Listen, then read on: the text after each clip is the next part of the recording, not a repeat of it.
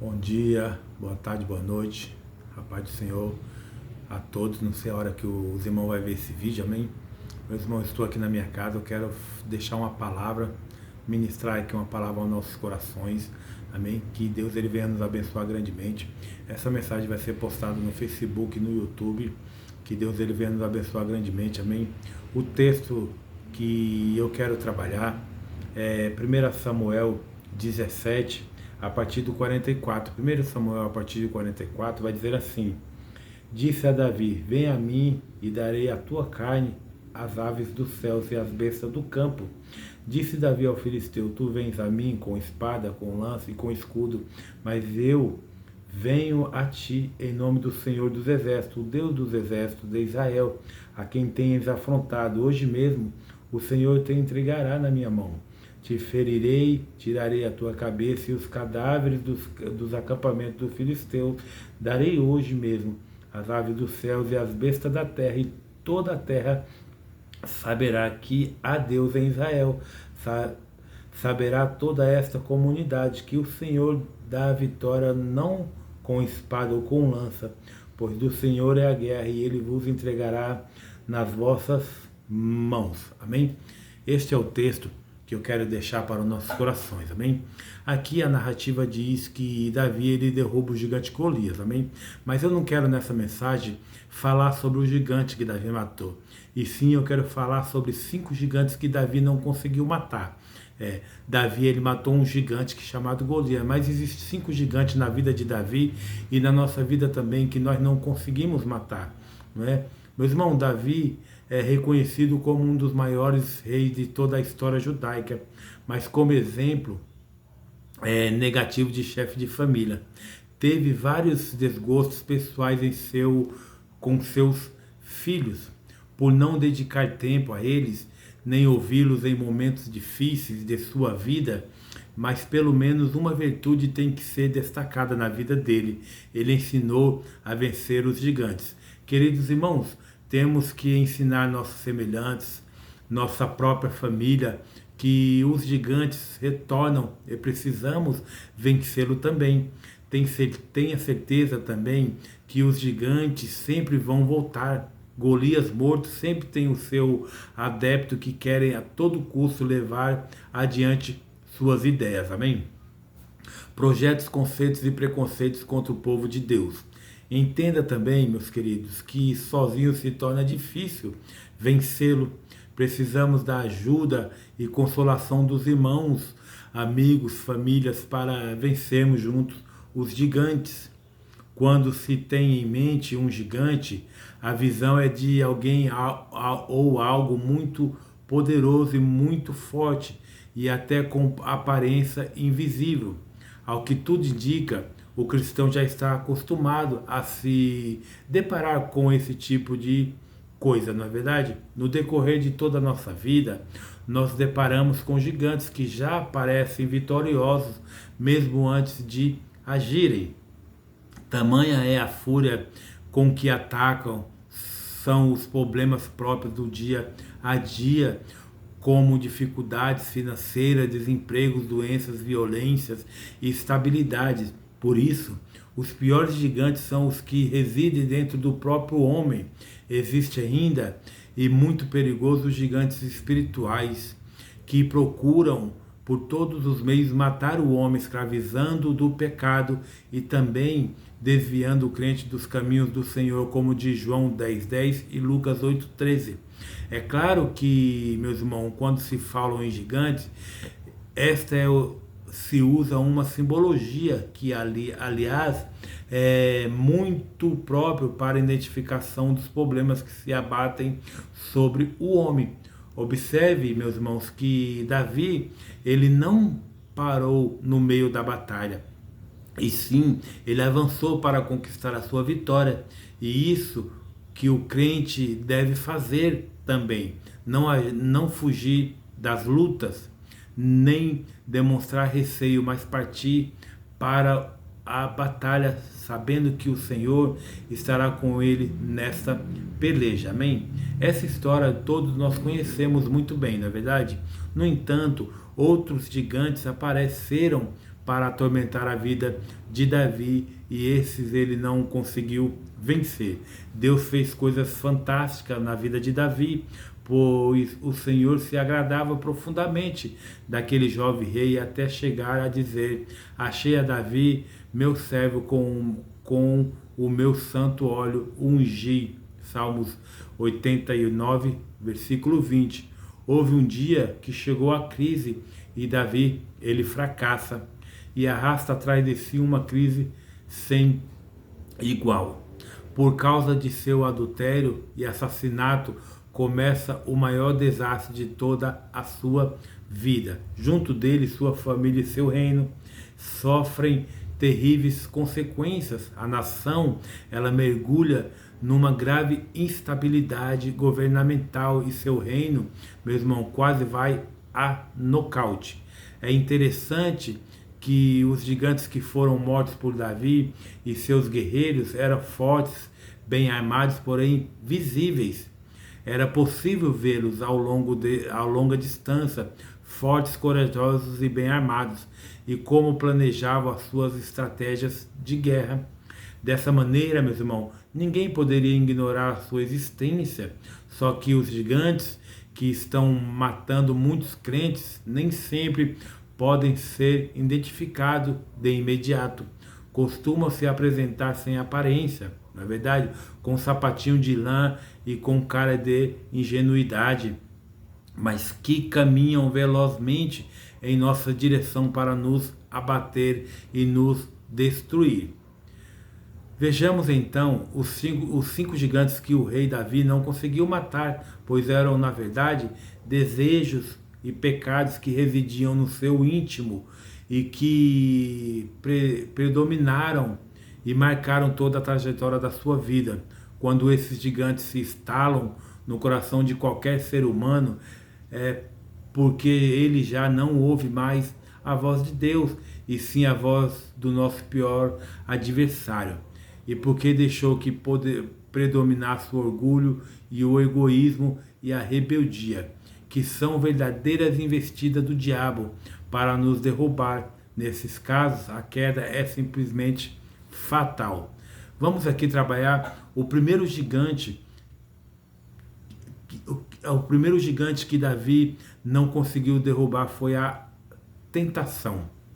A tentação pode ser considerada como um teste difícil, uma provocação ou uma prova que se tem de transpor e sair vitorioso.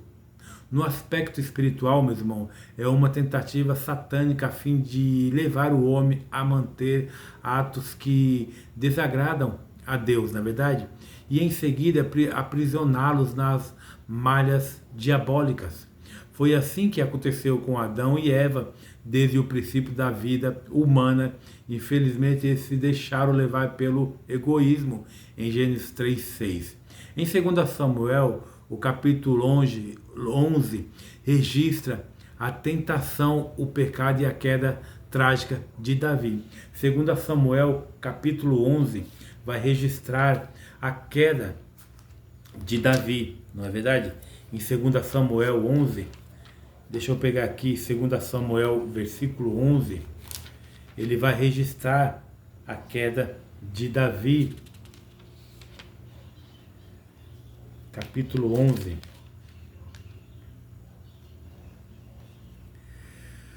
Ali no capítulo 11 ele vai registrar ali a queda trágica de Davi. Ao invés de ir adiante do seu exército na batalha, conforme fizeram antes, Davi ficou em Jerusalém. Foi tomado de uma indolência que não demorou a levá-lo ao colapso moral e espiritual. Sua vida de conforto e luxo como rei desenvolveu ali nele a autoconfiança e a imoderação. Foi nesse tempo que ele deixou de ser homem segundo o coração de Deus. 1 Samuel 13:14. Davi, deste modo, caindo da graça, como diz Gálatas 5:4, faz uma série de advertências a todos os crentes. Aquele, pois, que cuida estar de pé, olhe para que não caia. 1 Coríntios 10:12. Esse relato do pecado de Davi, meus irmãos, demonstra até onde pode cair uma pessoa que se desvia de Deus e da orientação do Espírito Santo. Ao mandar eliminar Urias e tomar a sua esposa, Davi estava desprezando a Deus e a sua palavra, segundo Samuel 12, do 9 a 10, do 9 ao 10, vai dizer assim, segundo Samuel 12, do 9 ao 10, vai dizer dessa maneira: porque desprezaste a palavra do Senhor, fazendo mal diante dos seus olhos? A Urias o Heteu mataste, a espada e a sua mulher tomaste por tua mulher. A ele mataste com a espada dos filhos de Amon. Agora, portanto, a espada jamais se apartará da tua família, porque me desprezaste e tomaste a mulher de Urias o Heteu para ser tua mulher. Assim diz o Senhor: eu suscitarei da tua própria casa o mal sobre ti, e tomarei tuas mulheres perante os teus olhos, e as darei a teu próximo, o qual se deitará com elas à plena luz do dia. Tu fizeste em oculto, mas eu farei este negócio perante todo Israel, e à plena luz do dia, não é? Olha só que terrível, não é? Embora Davi, meus irmãos, tenha se arrependido dos seus pecados e recebido o perdão da parte de Deus, as consequências disso não foram eliminadas por Deus, não é? Deus, ele perdoou Davi, mas a consequência do pecado de Davi ele teve que pagar, não é? Significa que mesmo restaurando o nosso relacionamento com Deus, não quer dizer que escaparemos do castigo temporal, nem que ficaremos isentos das consequências dos pecados específicos, não é? Deus, ele não deixou passar, nem desculpou os pecados de Davi, sob o pretexto dele ser um mero ser humano, que os seus pecados eram simples fraquezas ou falhas humanas, ou que ele, como rei, teria o direito natural de recorrer à injustiça, não é? E à crueldade. Então Davi, ele se arrependeu, mas ele teve as consequências do pecado dele, né? Muitas das vezes não é só simplesmente pelo fato do nosso arrependimento de um pecado que nós não vamos responder por aquilo, amém? Então Davi, ele se arrependeu do pecado que ele fez com Batseba, com Urias, por ter matado o marido da mulher e ter pegado com a mulher com a esposa. Deus perdoou o pecado, sim, mas ele teve que ser responsável pelas consequências daquele pecado, não é? Segundo o gigante, o adultério. O capítulo 11 de 2 Samuel começa com a narrativa dos problemas de Davi e revelam a falha. O lado humano desse homem, essencialmente devoto, Davi é perturbado com a tentação quando vê Batseba se banhar à tarde em seu próprio pátio. Alguns teólogos têm tentado caracterizar Batseba como uma sedutora, mas o texto, meu irmão, sugere que ela não teve culpa no episódio do adultério do rei. Observe que Davi, como rei, devia estar na guerra. Batseba estava banhando-se depois que Davi foram se deitar. Ela estava em seu próprio pátio. E somente só podia ser vista do terraço do palácio. Viu a mulher, Davi viu a mulher em 2 Samuel 11:2.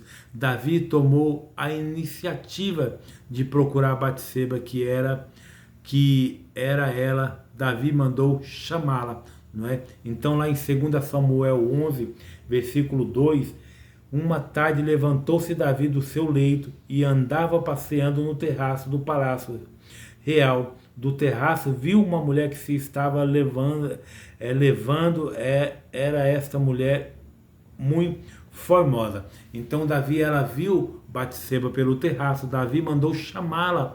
Como uma mulher sozinha, não havia como rejeitar as ordens de um rei, que no Antigo Oriente tinha o poder de vida e morte.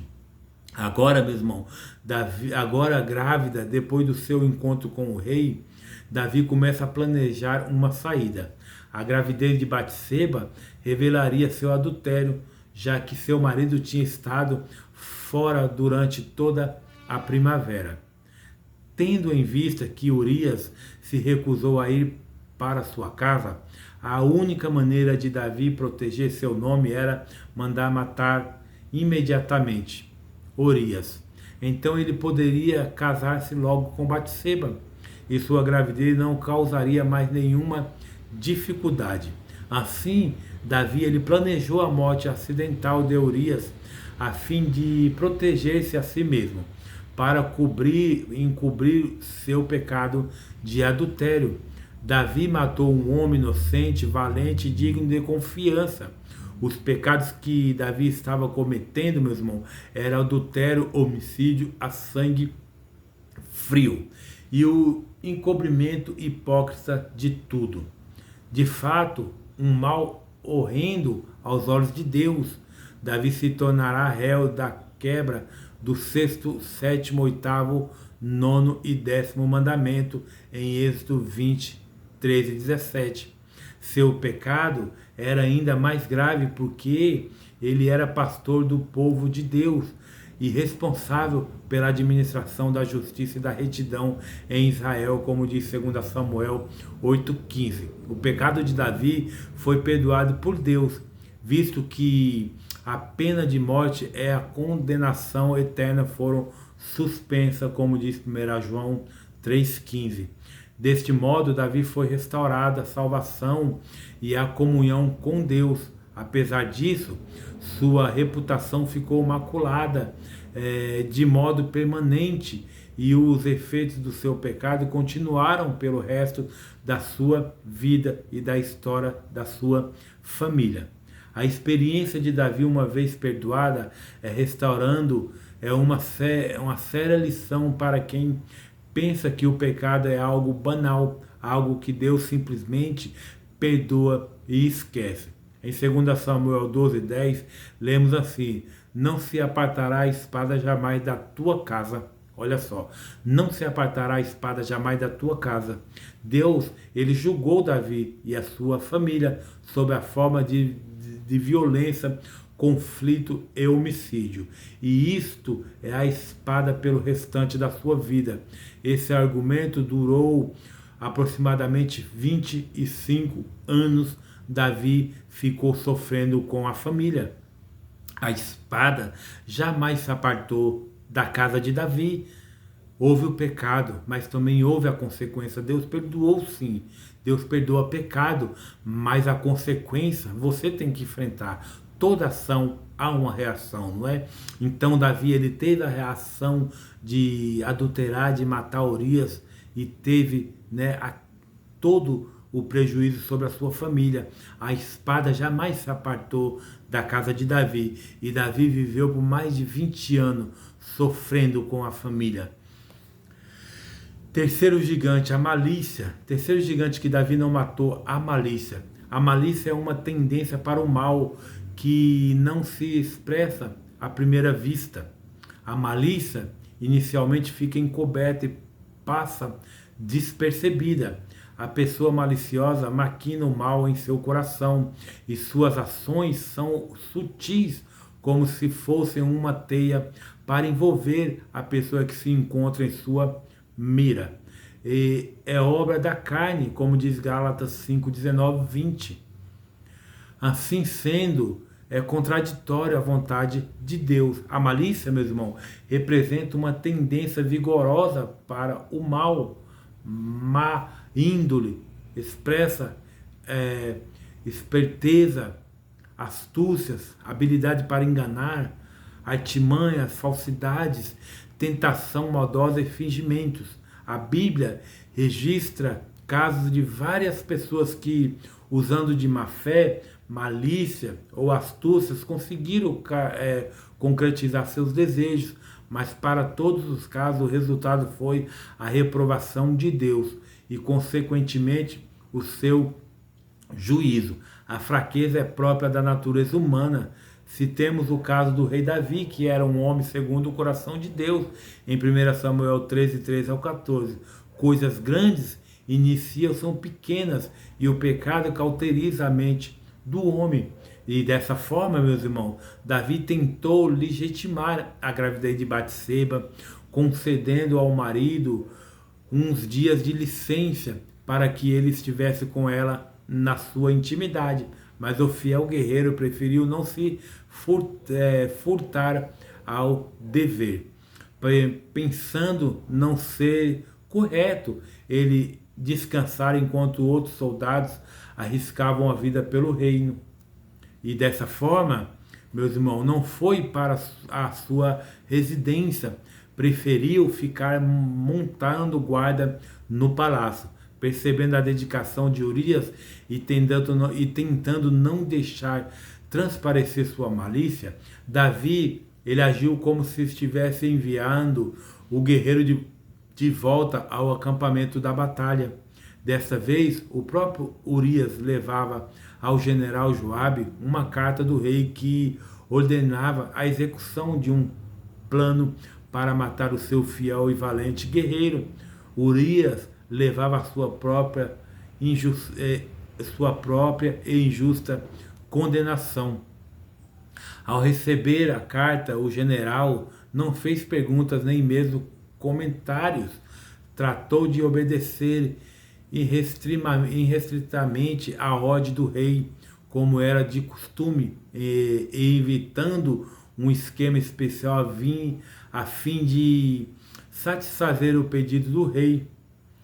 Colocou Urias e outros homens ao alcance dos arqueiros inimigos. O plano de Davi acabou dando certo. Em 1 João 3,15, João 3, 12, 15, lemos assim: a palavra de Deus, qualquer que aborrece a seu irmão é homicida, e vós sabeis que nenhum homicida tem permanente nele a vida eterna. Davi poderia ter restaurado a sua comunhão com o Senhor através do arrependimento sincero de todo o coração, mas não teve força para isso.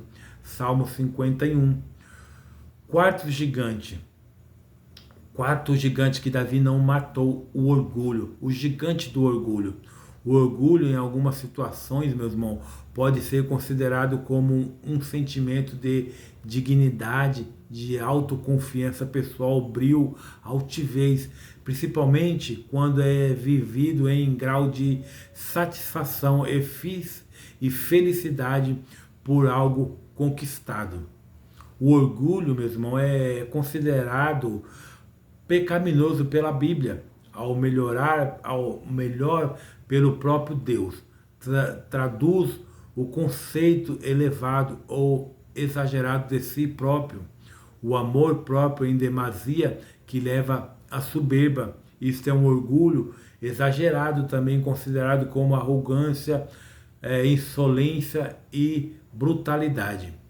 Deus, meu irmão, ele permite que Satanás tentasse Davi após ter realizado muitos feitos e obtido grandes vitórias em 2 Samuel 24:1.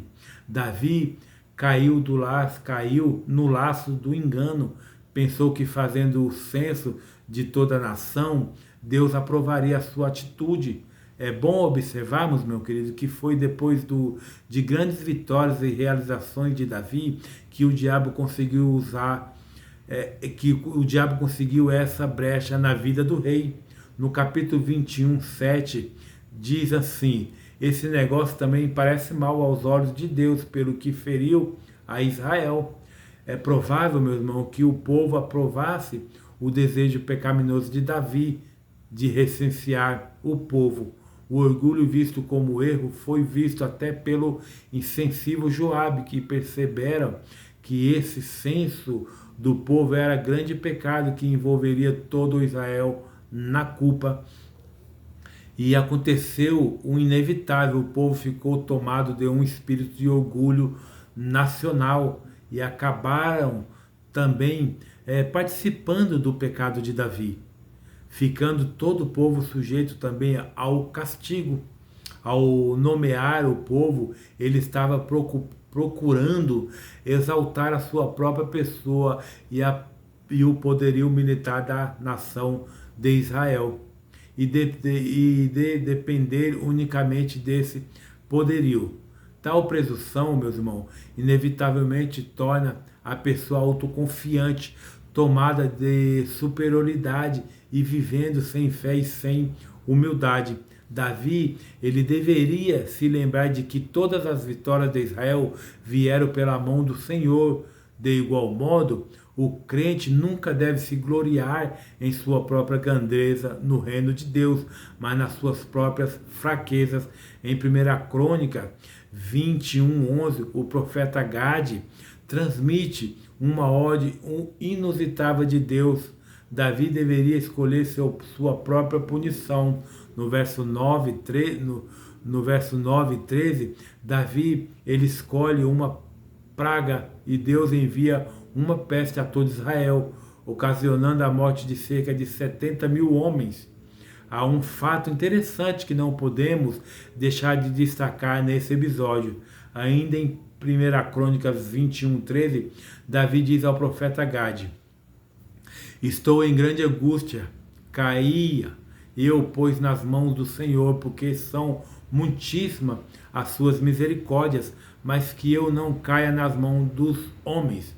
Davi aqui estava emocionalmente comovido pelo sofrimento do seu povo, mas também ele tinha o desejo de agir em favor deles. Davi sabia que Deus poderia perdoá-lo por toda a sua transgressão. Agora, meus irmãos, seu coração reconhece que Deus é quem merecia todos os privilégios das suas conquistas. Ele era limitado, Deus não. O resultado, meu irmão, do orgulho será sempre dramático. Provérbios 29:23. O Senhor é um Deus que pode se compadecer, mesmo daqueles que merecem ser castigados. Por causa do seu amor, misericórdia e compaixão, Deus pode abreviar ou até mesmo cancelar um castigo que ele ia aplicar. Amém? Então Deus ele pode mudar um decreto, né? Um castigo que ele ainda ia aplicar, né? Mas com Davi foi diferente. Davi ele teve que ser responsável pelas atitudes dele. Quinto gigante, a traição. O quinto gigante que Davi não matou foi a traição. A traição é baseada na mentira, amém? É um dos piores, se não o pior golpe que alguém pode receber de um amigo ou de uma pessoa que se considera ou que se ama. Traição, meu irmão, pode ser entendido como deslealdade, desapontamento da expectativa de alguém e desvendar os segredos de ontem, entregar um amigo aos seus inimigos e também decepcionar um amigo, além de ser contado como engano, infidelidade, perfídia e desonestidade. A traição, meu irmão, fere muito porque vem sempre de alguém em quem se deposita confiança. Parece que em consequência desse fato, torna-se mais difícil perdoar uma traição do que outra qualquer afronta. Um fato que ilustra muito bem está registrado no Salmo 55. Davi orava, pedindo ao Senhor socorro e fazia um relatório da situação em que se encontrava a cidade de Jerusalém. Mesmo vivendo aquela situação de tortura, crimes e maldades sem limites, o que mais feria Davi e abalou o seu estado emocional foi a traição de seu filho mais querido, Absalão. Salmo 55, 12, 15. Salmo 55, 12, 15. Vamos aqui ler o Salmo 55, 12, 15. Deixa eu pegar aqui o Salmo 55, 12, 15 vai dizer assim: se fosse um inimigo que me afrontava, eu o teria suportado. Se fosse um adversário que se engrandecia contra mim, dele me teria escondido. Eras, porém, tu, homem, como eu, meu guia e meu íntimo amigo. Conversávamos juntos suavemente, íamos com a multidão à casa de Deus. A morte os acolha de súbito, vivos os engulam a terra, pois há maldade na sua habitação e no seu íntimo, não é? Então aqui nós podemos ver aqui a tristeza de Davi com o seu filho Absalão. A traição foi deveras um golpe muito forte para Davi, né? Homem acostumado a enfrentar inimigos valentes e sempre sair vencedor, agora se depara com outra espécie bem diferente de inimigo. Seu próprio filho o traía. No coração de Absalão nasceu um ódio, um rancor exagerado, que passa agora a fazer parte de sua manobra. Um filho rebelde, insubmisso, violento, que por causa de sua atitude erradas se distancia de seu amado pai. Ele já não tem mais como ficar na presença de seu pai. Matou o próprio irmão, fugiu, então passa 2 anos distante de todos e quando volta é para difamar o seu pai. O capítulo 15 de 2 Samuel nos afirma que Absalão começa a maquinar e a derrubada do rei. Reúna seus homens e ficava na porta da cidade, abordando as pessoas que vinham a Jerusalém buscar auxílio do rei para suas necessidades. Dizia às pessoas: se eu fosse o rei, não deixaria vocês nessa situação. E foi destruindo a imagem que o pai construíram em 40 anos de monarquia. Seu propósito era semear inimizade por onde passava. Davi não conseguiu fazer as pazes com seu filho Absalão, de modo que tempos depois seu filho acabou morrendo vergonhosamente, pendurado num carvalho com o seu exército desbaratado. Meus irmãos, nós sabemos que Davi, como rei, obteve sucesso em tudo que fazia. A Bíblia está cheia de relatos vitoriosos da vida desse homem, que alcançou êxito como pastor de ovelha, escudeiro do rei Saul, matou o gigante Golias, derrubou os filisteus, a Amalequita, expandiu o território de Israel cerca de 10 vezes mais, reorganizou o exército, contribuiu com a construção do templo, enfim, conseguiu feitos extraordinários em todo o Israel. Davi, ele exigiu de si mesmo inúmeras realizações que o deixaram no topo das atenções. Davi, nem sempre o sucesso é todo na vida, não é? Todavia, nem sempre o sucesso é tudo na vida. Ao descuidar-se de outras áreas importantes da sua vida, acabou fracassando na sua área familiar. Ficamos pensando em histórias não muito felizes como essa, acontecendo pelos 4 cantos do mundo. É fácil vermos, meus irmãos, isso na igreja atual. Muita gente convertida, comprometendo-se a mudar, mas que na verdade dificilmente mudam o seu caráter. Frequentam, meus irmãos, igrejas poderosas, não é? Mas não abandonam a mentira, não abandonam a prática do adultério, cobiça o egoísmo na igreja, fazem fofocas, escandalizam, enganam e não oram quando são tentados. Nesta área, parece que já não há mais o temor de Deus, e quando se perde o temor de Deus, passamos a ouvir a voz do diabo. A Bíblia mostra toda a vida de Davi, nada é empurrado para debaixo do tapete. Possamos então nos alertar sobre esse engano e refletirmos sobre os erros que tiveram os grandes homens de Deus, reis e profetas, e aprendemos que esses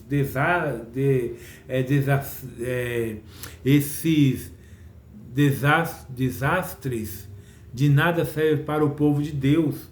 Devemos sim sermos verdadeiras ovelhas de Jesus. Em Efésios 5:1, Paulo escreveu muito bem dizendo: sede, pois, imitadores de Deus como filhos amados. Significa, meu irmão, que devemos rejeitar, não é, decisivamente todos os tipos de impurezas aqui na terra. É preciso que haja uma visível diferença entre o estilo da vida do cristão com os que são deste mundo. Afinal, meus irmãos, de contas, se não formos os imitadores de Deus, imitaremos a quem? Que o Senhor, meus irmãos, te abençoe poderosamente em todas as áreas da tua vida. Amém? Que o Deus ele possa te abençoar e que nós possamos assim, com essa história de Davi, os 5 gigantes que Davi não matou, que nós possamos aprender algo, que o Senhor, ele pode perdoar pecados sim, mas as consequências nós temos que colher, não é? Nós colhemos aquilo que nós plantamos. Davi ele foi um bom rei, Davi ele foi um bom governante, mas por cobiçar uma mulher, mandar matar o seu marido, não é? Tentar esconder o seu pecado, a família de Davi foi acabada. Davi ele não teve mais paz dentro do seu lar. Ele cuidou de Israel, cuidou, foi um bom rei, foi, mas como pai, como patriarca da família, ele foi péssimo. Consequência do pecado de Davi. E aqui nessa mensagem eu aprendo uma coisa: o seu pecado não afeta só você, o seu pecado vai afetar você, sua família e todas as pessoas que estão à sua volta, amém? Então que nesse dia nós prestamos mais atenção nas nossas atitudes, no nosso falar, não é? Com as pessoas, a quem você está olhando, para quem você está olhando.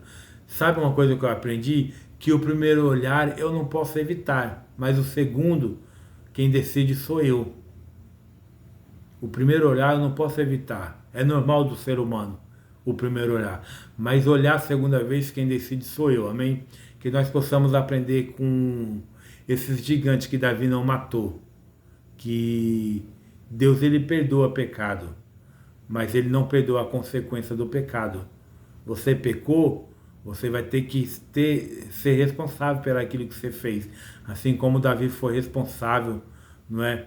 Com a tentação, com o adultério, não é? Então Davi foi tentado, não conseguiu vencer o gigante da tentação, não conseguiu vencer o gigante do adultério. Davi, ele não conseguiu vencer o gigante, não é? Da malícia.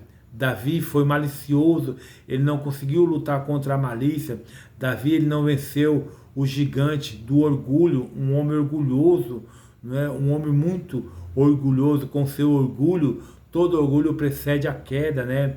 Davi ele não conseguiu vencer o gigante da traição. Davi ele traiu Urias, Davi ele traiu Deus, Davi ele traiu a palavra do Senhor. Então que nós possamos vencer os gigantes, não é? Da nossa vida, do pecado, do adultério, da traição. Davi ele não conseguiu vencer esses gigantes e a família dele, a casa dele passou por muita tribulação. Muitas das vezes, as coisas que acontecem à nossa volta é consequência dos nossos pecados, é consequência dos nossos erros, não é? É consequência daquilo que nós fazemos na nossa vida, não é? Então que Deus ele possa te abençoar grandemente nesse dia, amém? Deus abençoe, um forte abraço, até a próxima, tchau.